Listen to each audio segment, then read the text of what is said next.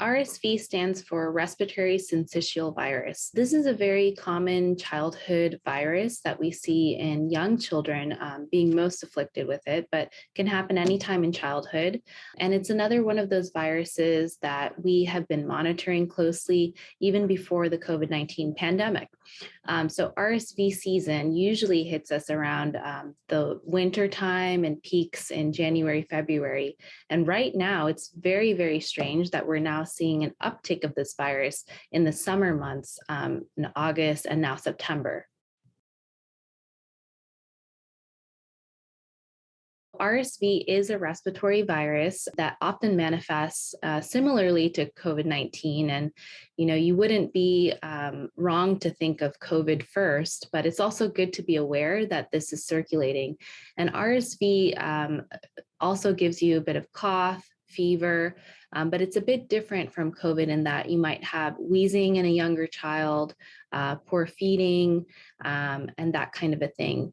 There is a test for RSV, and we have known it to work very well. It's similar to COVID-19 testing. It is an antigen-based test, but also we have a PCR test to detect it. And so really at the onset of symptoms, your pediatrician may have the ability to test in their office, but certainly in the hospital, PCR testing can also be provided. Essentially, there is no treatment. The treatment is supportive measures. And so that includes hydrating.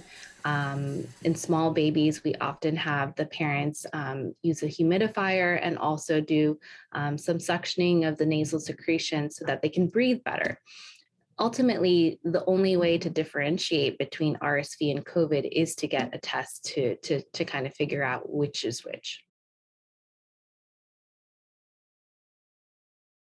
What I would tell parents right now is it's really important to encourage your kids to really make sure they're washing their hands very well after interacting closely with other children and wearing a mask around children as best as they can if they are getting back into the routine of things like school and daycare and preschool.